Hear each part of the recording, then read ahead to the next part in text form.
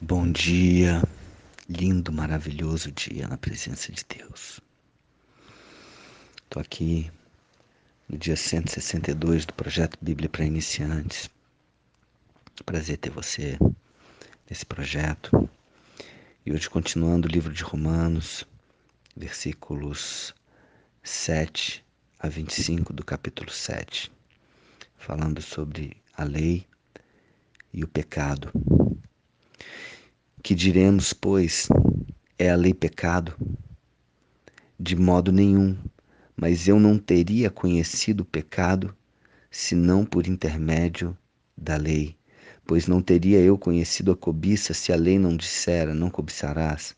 Mas o pecado, tomando por ocasião pelo mandamento, despertou em mim toda sorte de concupiscência, porque sem lei está morto o pecado. Eu imagino quando estava Adão e Eva no paraíso e eles não tinham a lei, podiam fazer praticamente tudo. Tinha uma coisa só que eles não podiam fazer: só não comer da fruta da árvore que estava no meio do jardim. Tá? Essa era a lei. E eles foram lá, fizeram e pecaram. Ok. E daí para frente, a lei existiu como uma forma de guiar o homem para uma vida mais próxima de Deus, mas sempre com o pecado acontecendo na vida das pessoas. Sem lei está morto o pecado. Outrora, sem lei, eu vivia, mas sobrevindo o preceito, reviveu o pecado e eu morri. E o mandamento que me fora dado para a vida, verifiquei que este mesmo se me tornou para a morte, porque o pecado prevalecendo-se do mandamento, mesmo pelo mesmo mandamento, me enganou e me matou. Por conseguinte, a lei é santa e o mandamento santo e justo e bom. Acaso o homem, o bom, se me tornou em morte? De modo nenhum. Pelo contrário, o pecado, para revelar-se como pecado por meio de uma coisa boa, causou-me a morte, a fim de que pelo mandamento se mostrasse sobremaneira maligno. Porque bem sabemos que a lei é espiritual, eu, todavia, sou carnal, vendido à escravidão do pecado. Então, a lei é espiritual e eu e você somos carnais, porque nem mesmo compreendendo o meu próprio modo de agir, pois não faço o que prefiro e sim o que eu detesto. Ora, se faço o que eu não quero, consinto com a lei, que é boa. Nesse caso, quem faz isto já não sou eu, mas o pecado que habita em mim. Porque eu sei que em mim, isto é, na minha carne, não habita bem nenhum.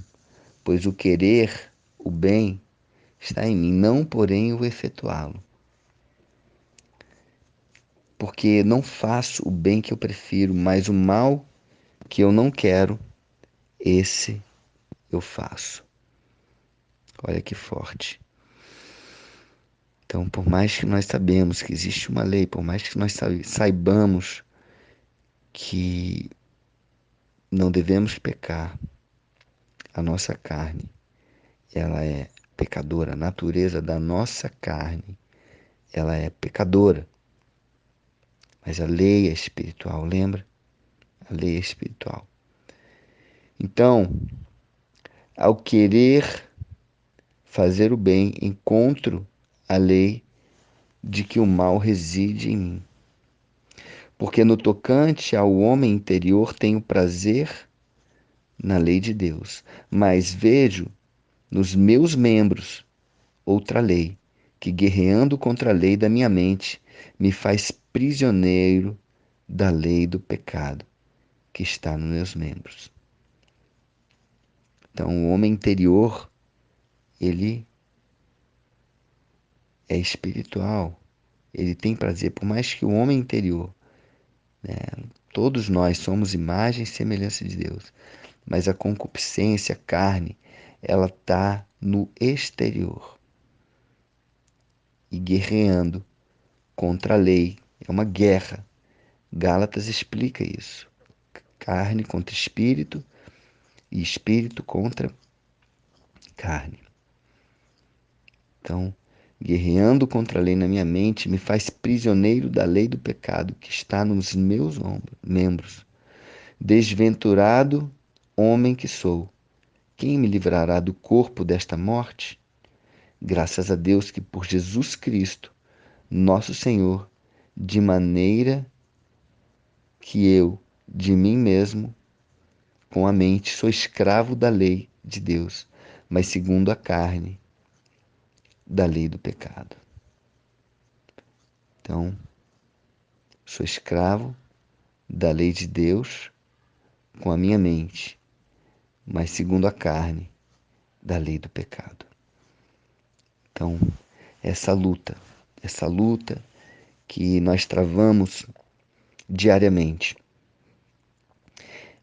O que algumas interpretações dizem a respeito disso, sobre essa forma de Paulo escrever sobre o pecado, a dificuldade, quer fazer uma coisa, mas não faz. É um processo crescente de transformação e santificação após a conversão. Então, a pessoa que se converte, ela começa a querer estar com Deus. Então, através desse contato, através de estar mais focado em Deus. Então, é um processo de cada vez estar mais santificado. É um processo crescente após a conversão.